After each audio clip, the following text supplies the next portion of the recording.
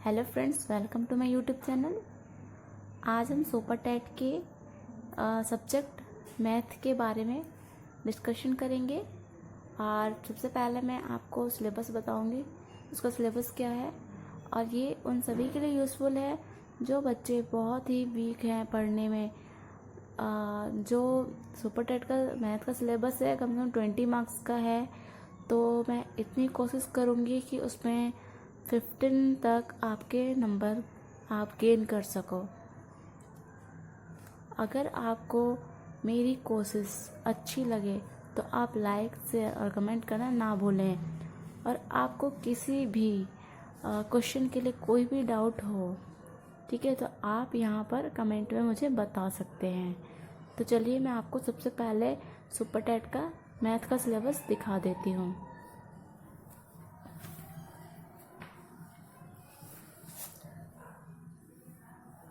तो सबसे पहले हम देख लेते हैं कि हमारा मैथ का सिलेबस है सुपर टेट का।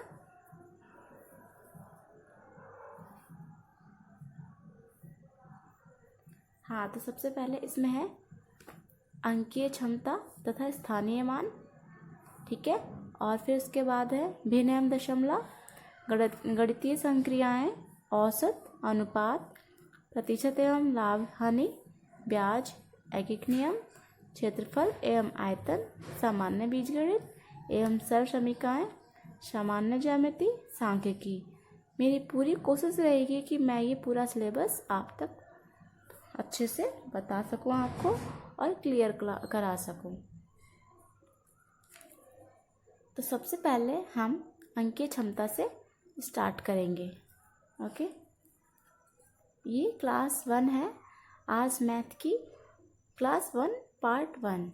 ओके, क्योंकि पार्ट 1 में अंकीय क्षमता के आज मैंने सबसे सरल क्वेश्चन लिए हैं और पार्ट 2 में वर्ड प्रॉब्लम्स वाले हम क्वेश्चन लेंगे। तो चलिए देखते हैं क्वेश्चन नंबर 1।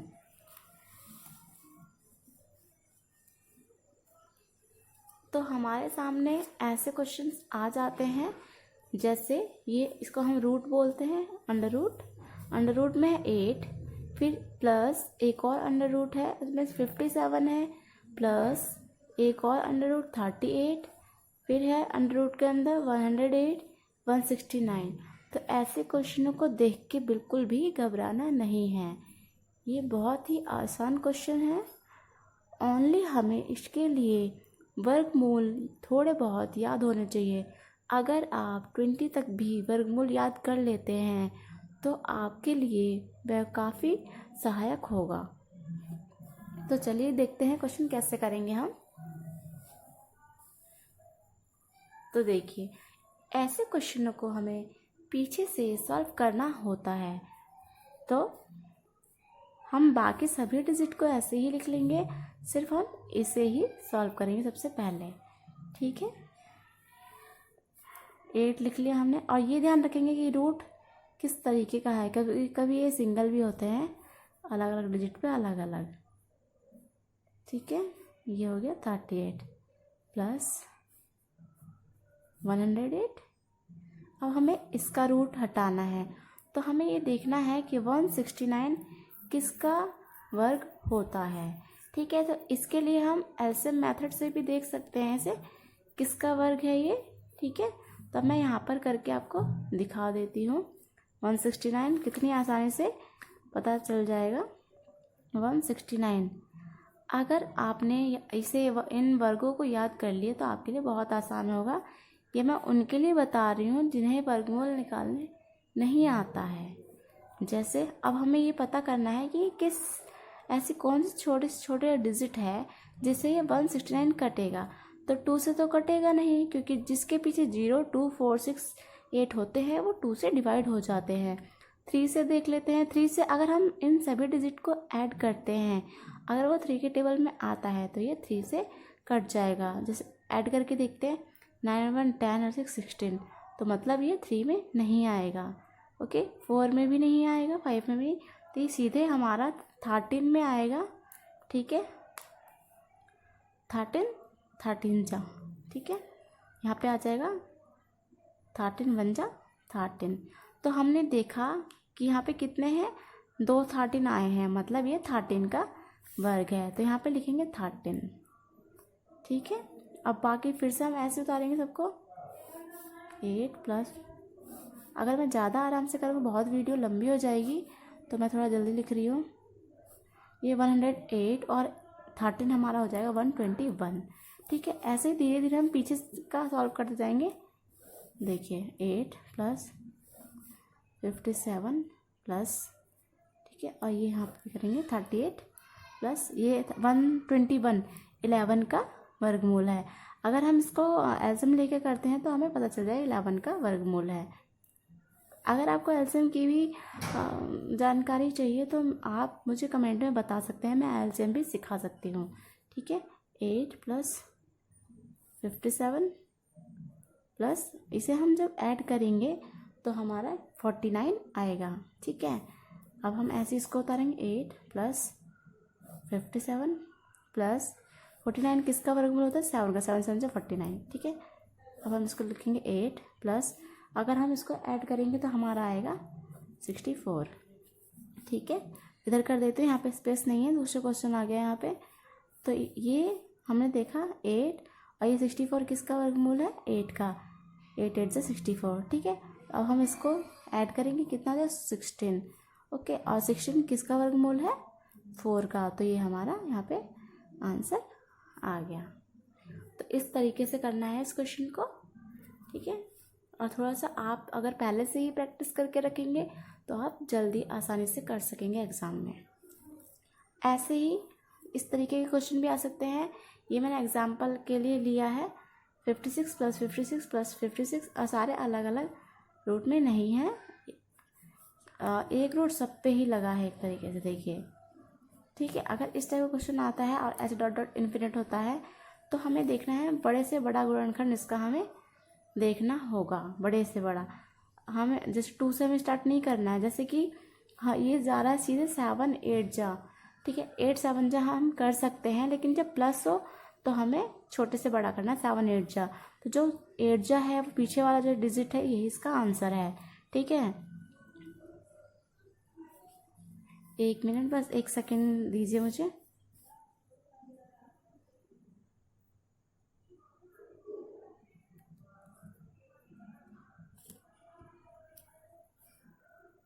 हाँ, तो अब दिखाई दे रहा है। इसी टाइप में 56 माइनस 56, अगर ये ध्यान रखना आपको, ये अंडर रूट पूरा सब पे चढ़ा होना चाहिए इस तरीके से।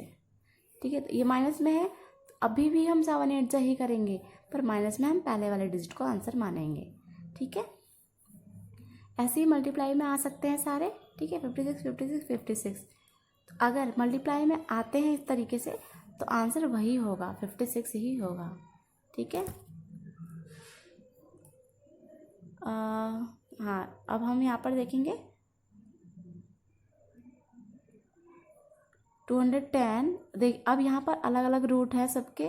इस 210 का अलग रूट है, इसका अलग है और इसका अलग है। तो ऐसे क्वेश्चनों के लिए हमें ये देखना है कि इसके आसपास का वर्गमूल क्या है। जैसे हम 15 15 जा करते हैं तो 225 आता है, 14 14 जा करेंगे तो अलग आएगा, 194 आएगा। ठीक है, तो हमें ज़्यादा से ज़्यादा वाला लेना है, तो 15 15 जा किया तो उसमें से एक 15 हमारा आंसर हो जाएगा। ठीक है, और ऐसे अगर माइनस में साइन है और डिजिट सेम है तो अब यहाँ पे 210 है, माइनस में कम से कम वाला वर्गमूल लेना है, तो हम ले लेंगे 14 14 जा ले लेंगे, 194 आएगा, तो इसका आंसर आ जाएगा 14। अगर आपको कोई सा क्वेश्चन यहाँ पे से समझ नहीं आया है तो मैं दोबारा बता दूँगी, आप कमेंट में बता सकते हैं। तो चलिए दूसरा क्वेश्चन लेते हैं, दूसरे टाइप का।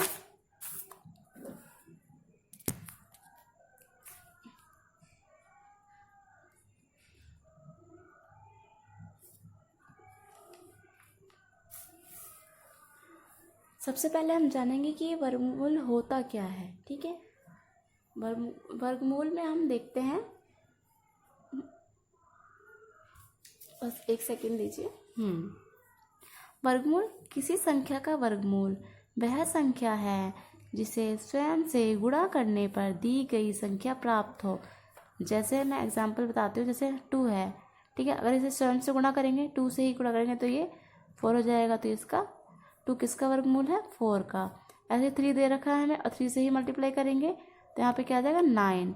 तो ये किसका 9 किसका वर्गमूल है? 3 का। तो यही ये डिफाइन कर रहा है, किसी संख्या का वर्गमूल वह संख्या है जिसे स्वयं से गुणा करने पर दी गई संख्या प्राप्त हो। ठीक है, ओके। जैसे एग्जाम्पल हम लेते हैं, यहाँ पे 64 हमने एग्जाम्पल लिया। 64 का हम जानते हैं कि इसका वर्गमूल किसका है? ये 8 का है। ठीक है, 8 का है। कैसे पता चला हमें? हम एलसीएम के अकॉर्डिंग इसको देख सकते हैं। ठीक है, देखिए एलसीएम में हमें सबसे छोटी डिजिट से काटना होता है। ऐसे 2 3 जा 6, 2 2 जा 4, 2 1 जा 2, 2 6 जा 12, 2 8 जा 16, 2 4 जा 8, 2 2 जा 4, 2 1 जा 2। ठीक है, तो यहाँ पे देखिए वर्ग बना लेते हैं इनके। 2 2 के पेयर बने। ठीक है, इसमें से एक 2 ले लेंगे, इसमें से एक 2, इसमें से एक 2। अब इन तीनों 2 की मल्टीप्लाई कर देंगे। 2 2 जा 4, 4 2 जा 8। तो हमारा आ गया 8। 64 किसका वर्ग है? 8 का। ठीक है, ऐसे ही हम 225 का देखेंगे। 225 का 225 का वर्ग, ये किसका वर्ग है? हम देखने के लिए एलसीएम करेंगे। ठीक है, 225 का 225। अब हमने देखा इसके पीछे 5 है, तो या तो ये 3 से जाएगा या फिर 5 से जाएगा। तो ऐड करके देख लेते हैं। 5 और 2 7 और 2 9, 9 3 के टेबल में आता है, मतलब ये 3 से जाएगा। 3 7 जा 21, एक इसको दिया। ठीक है, 3 5 जा 15। अब इसको फिर से ऐड करके देखते हैं, 3 से जाता है यानी 7 और 5 कितना? 7 और 5 कितना? 12। तो 3 से जाएंगे। 3 2 6 और यहाँ पे 1 बचा, इसको दे दिया। 3 5 जा 15। अब ये 3 से नहीं जाएगा। 5 5 जा 25, 5 1 जा 5। ठीक है, तो इसमें से एक 3 ले लेंगे। ये पेयर में से एक ही लेना होता है। इसमें 3 लिया, इसमें से 5। इन दोनों की मल्टीप्लाई कर देते हैं। 3 5 जा 15। तो ये किसका वर्गमूल है? 15 का। ठीक है,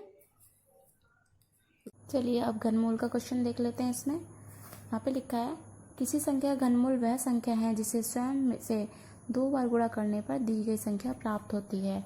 ठीक है, अगर आपको दिया हो 6, अगर उसको 2 बार हम उसी डिजिट से हम 2 बार उसमें मल्टीप्लाई करेंगे तो उसका घनमूल निकल कर आ जाएगा।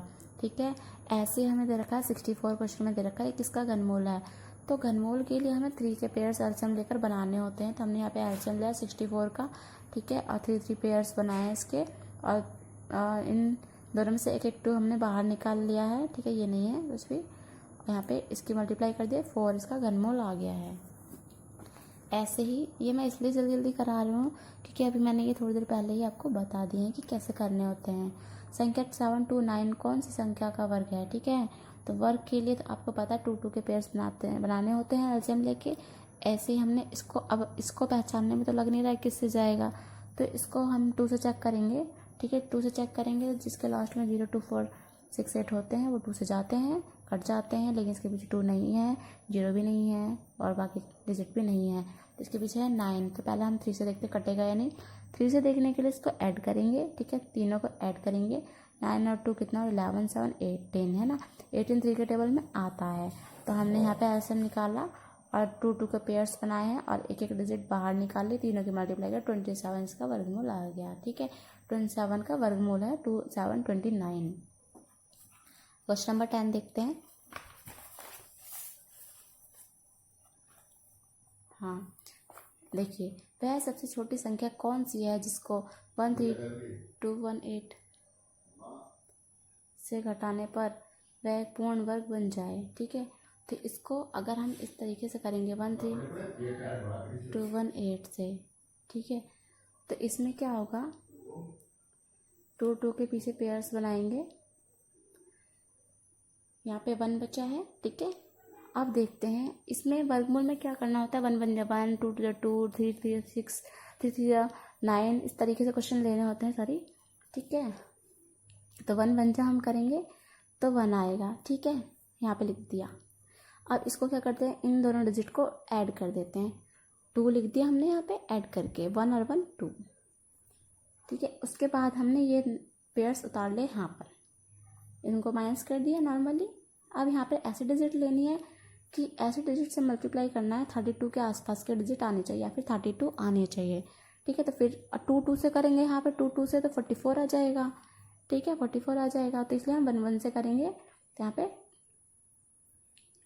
21, 1 जब 1 आ जाएगा, 1 2 जब 2 आ जाएगा, इसमें माइनस करेंगे, 1 आ जाएगा। अब 18 उतारेंगे हम यहाँ पे।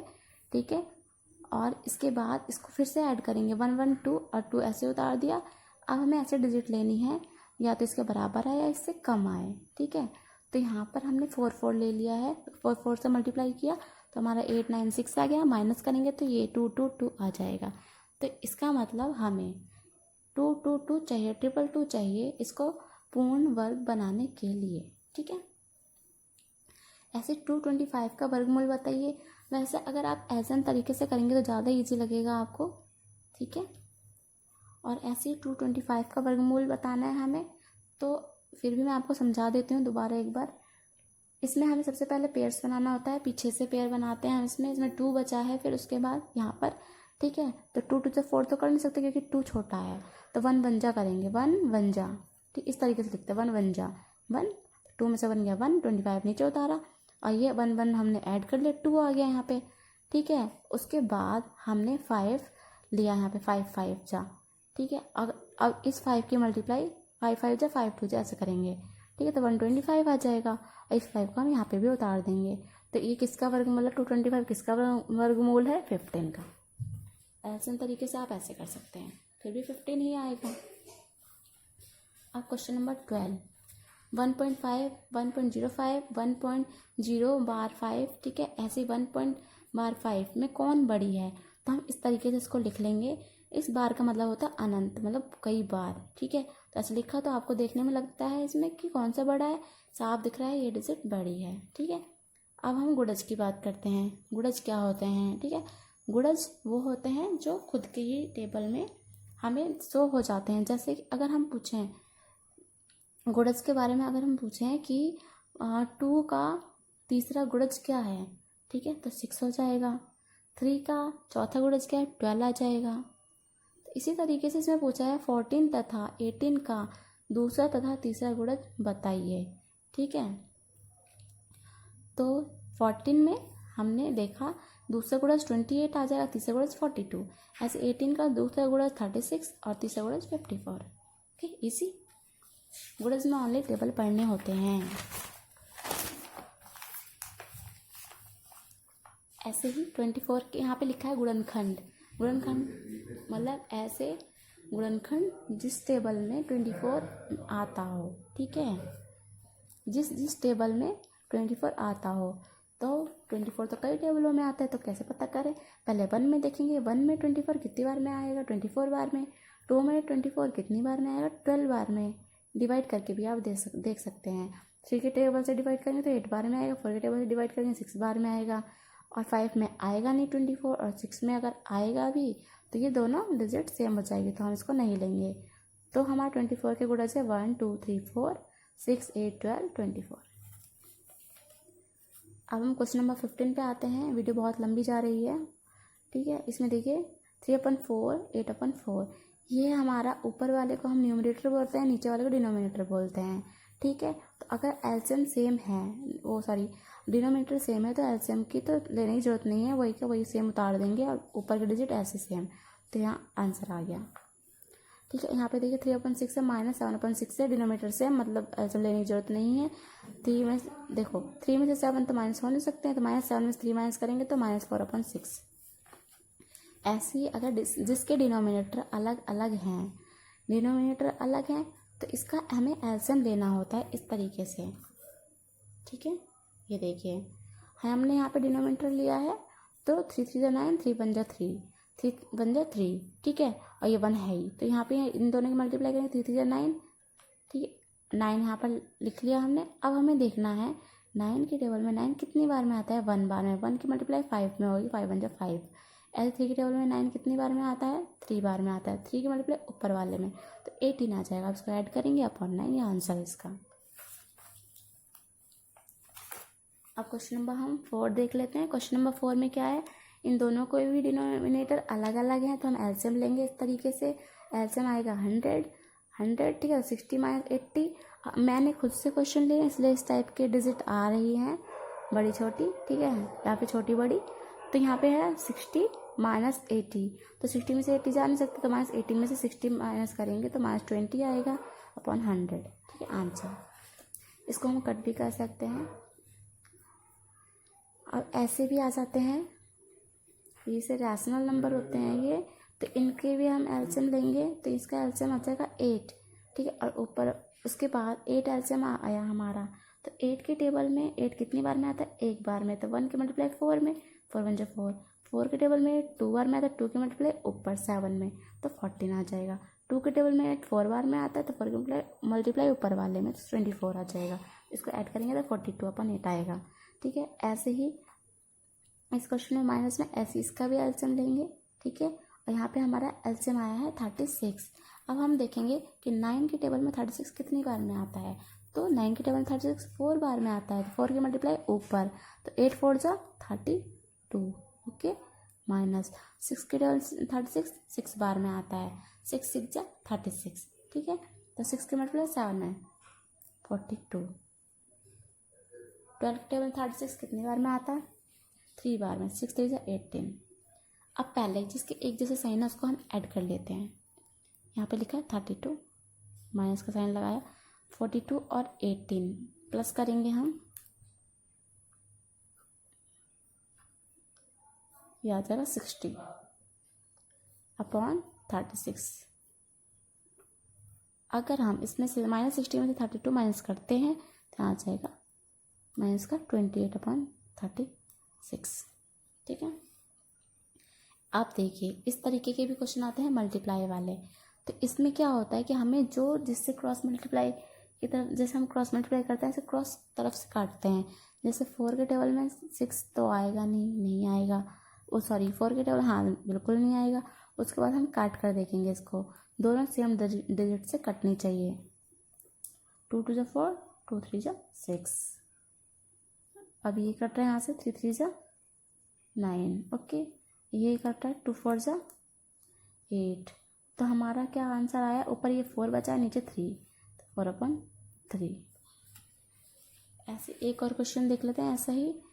अब देखिए ये 12 है, ये 7 है, ये 9 है, ये 18 है, ठीक है। अब देखिए ये कट रहा है एक ही टेबल से, 9 1 जा 9, 9 2 जा 18। अब ये 2 से कट रहा है 12, 2 6 जा 12, ठीक है। तो यहाँ पे क्या आया वो आंसर, ऊपर 6 बचा है, नीचे 7, आंसर।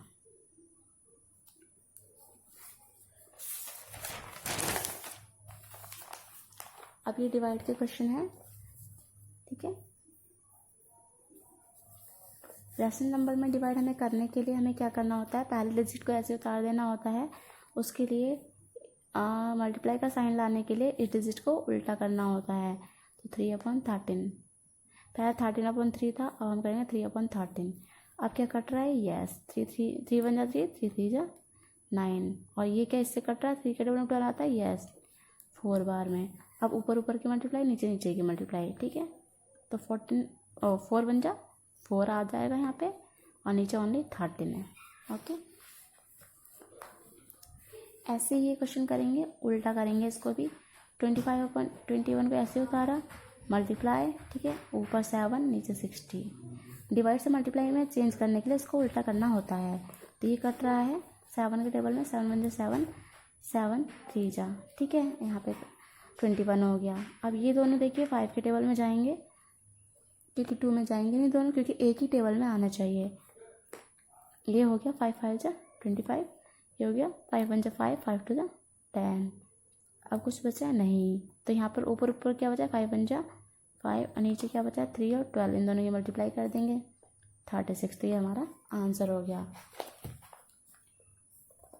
तो चलिए कल कुछ हम स्मरणीय तथ्य याद करेंगे, ठीक है, क्योंकि ऐसे क्वेश्चंस भी आ जाते हैं।